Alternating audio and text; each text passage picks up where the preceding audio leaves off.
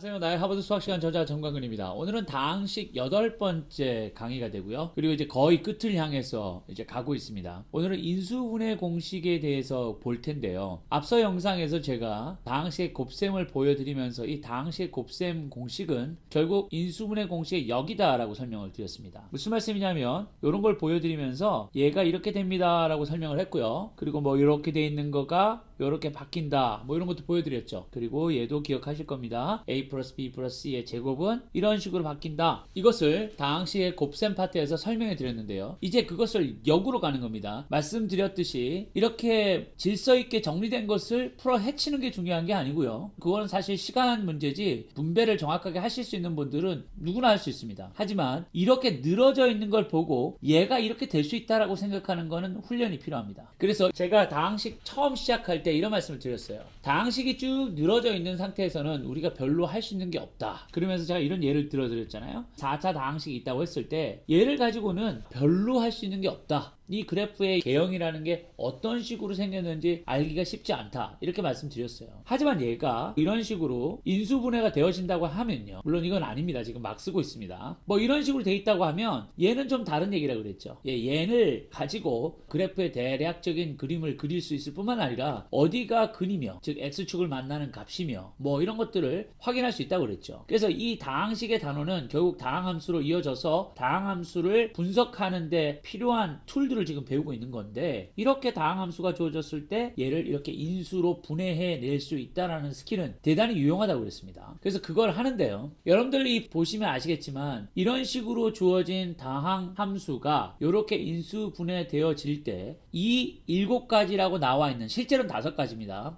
이 파란색으로 되어 있는 건요 사실 한 가지 똑같은 거고요. 1번과 6번도 파스칼의 트라이앵글 이항 정리해서 항이 2개 a 플러스 b의 제곱과 a 플러스 b의 3승은 같은 원리에 의해서 익스펜션이 되기 때문에 사실 하나라고 보셔야 되거든요. 어찌됐든 지금 여기 나와 있는 걸로 이런 식으로 되어 있는 걸 이렇게 다 바꿀 수 있을까요? 죄송합니다만 안 됩니다. 이건 안 되는 경우가 훨씬 많습니다. 이걸 가지고 못하는 경우가요. 그렇지만 지금 여기 있는 문제라든지 이런 것들은 얘를 될 수 있게끔 의도적으로 만든 문제들이기 때문에 얘를 가지고 이 공식을 이용해서 즉 인수분해 공식을 이용해서 정리를 할 수 있지만 무수히 많은 다항함수들은 이것만 가지고는 절대 이렇게 할 수 없습니다. 그래서 제가 이 인수분해 쭉 늘어져 있는 것을 이렇게 정리된 모양으로 바꾸는 거를 영상을 2개를 가지고 설명을 해드릴 텐데요. 오늘은 그 첫 번째로 인수분해 공식을 이용해서 어떻게 이렇게 늘어져 있는 녀석들을 아주 간략하고 보기 좋게 인수로 정리할 수 있는지를 보여드립니다. 자, 여기 인수분해 공식은요 영상을 잠깐 포즈 하신 다음에 한번 들여다 보십시오. 자, 그러면 이제 이 곱셈 공식을 이용해서 문제를 한번 풀어보겠습니다. 자, 첫 번째 문제 한번 풀어볼까요? x 3승 마이너스 9x 제곱 플러스 27x 마이너스 27.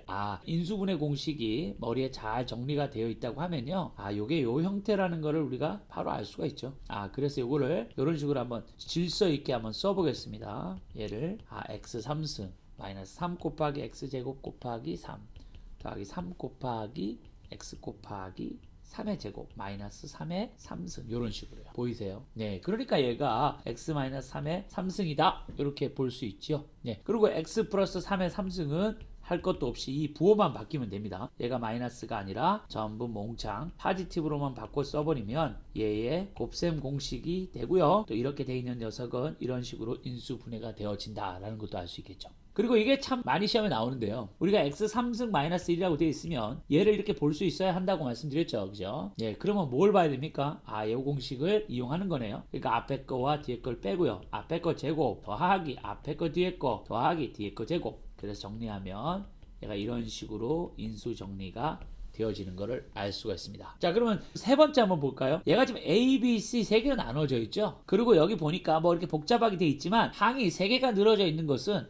여러분들 요 공식밖에 없습니다. 그죠? 그러니까 요걸 가지고 입시에 내겠다 하면 우리가 약간 좀 be smart, 그죠? 좀 똑똑하게 문제를 볼 수 있겠죠? 요걸 보면 얘가 요 형태의 인수분해 형태가 아닌가 하는 걸 의심해보는 거죠. 그렇게 보면 오케이. 그럼 얘가 A 제곱 그 다음에 2B의 전체 제곱이면 4B 제곱 되죠. 그리고 얘가 C 제곱. 그러니까 A, B, C가 A는 A, B는 B가 아니라 2B, C는 그냥 C 이런 식으로 해서 하는데요. 이 부호가 지금 마이너스 플러스 마이너스가 되지 않았습니까? AB가 들어있는 거는 마이너스고 BC가 들어있는 거는 포지티브고 CA가 들어있는 거는 마이너스지 않습니까?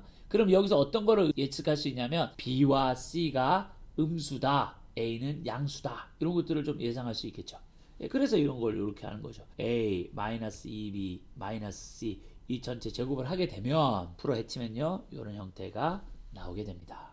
자, 네 번째 것도 27A 3승 그 다음에 8B 3승인데 중요한 건 얘를 3A의 3승과 2B의 3승으로 볼 수 있냐 없냐가 되게 중요합니다. 제가 이 다항식을 도와드리는 이유는요, 4차 산업혁명 시대를 준비하기 위한 그런 어떤 수학적 개념을 공부시켜 드리는 것이 아니고 어찌됐든 입시를 봐야 하지 않습니까? 그걸 좀 도와드리려고 하는 거거든요. 그러니까 우리가 좀 입시에 맞춰서 생각을 해볼 필요는 있겠죠. 시간은 한정돼 있고 많은 문제를 풀어야 되는데 언제 그때 가서 생각을 시험 시간에 다 하고 있겠습니까? 기계적으로 문제를 보면 어떻게 움직여야 하는데에 대한 훈련 같은 경우는 필요하죠. 그래서 우리나라는 그게 너무 잘 돼 있어서 지나칠 정도로 잘 돼 있어서 생각하지 않게 만드는 문제점이 있지만 그것만 여러분들 주의하시면 왜 그래? 라는 질문과 함께 충분한 연습을 해 놓으셔야만 원하는 학교에 갈 수 있습니다. 그걸 도와드리려고 하는 거니까 제 얘기를 오해 없이 들으시길 바랍니다. 그래서 요거를 보고요, 얘를 얘라라고 보는 거는 굉장히 중요합니다. 그러면 무엇과 무엇에 3승이 더해져 있는 거구나. 그러면 이 공식이 머릿속에 들어있다고 했을 때 바로 할 수 있죠. 이 공식도 그냥 이걸 분배를 해보면 어떤 규칙을 찾을 수 있다고 그랬습니다. 그죠? 그래서 곱셈 공식 할 때 충분히 염색하신 분들은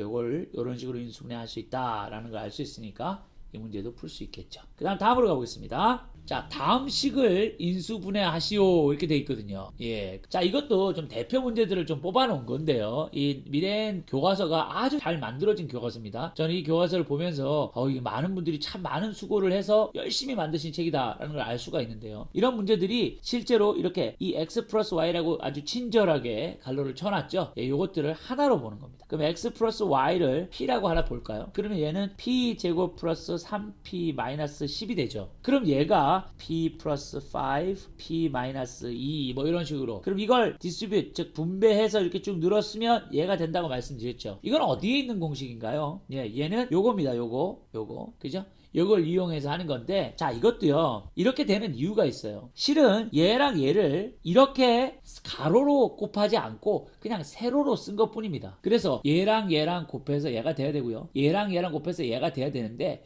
이 대각선으로 곱하죠.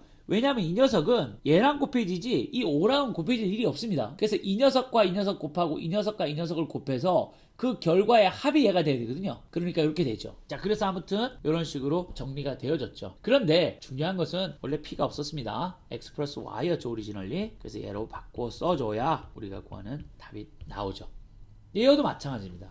이 녀석도 이렇게 보시면요, 여기에 공통되는 부분이 여기랑 여기가 있다. 그러면 그 녀석을 어떤 값으로 치환하자. p라고 놓자. 그러면 얘는 p 플러스 1이고요. p 플러스 5가 되고요. 이런 식으로 됩니까? 인수분해 되어 있지 않은 상태입니다. 인수분해라는 거는 모든 것에 곱으로만 연결되어 있는 걸 말하는 거거든요. 그러니까 얘를 또 정리해서요, 빨리빨리 이제 풀어 헤칠 수 있게 돼요. 그러니까 5가 되고 3 여기 더해져서 p제곱 6p 8 되고요. 얘는 4, 2죠. pp 그렇습니다. 플러스 그래서 p 플러스 4 p 플러스 2가 인수분해가 됐는데, 여기서 x 3승 x제곱 마이너스 3x 플러스 4를 넣고요, x제곱 마이너스 3x 플러스 2를 넣으면, 자, 이제 질문하시는 거죠. 이게 또다시 인수분해가 되나 한번 질문하는 겁니다. 얘는 안 되죠. 하지만 얘는 됩니다.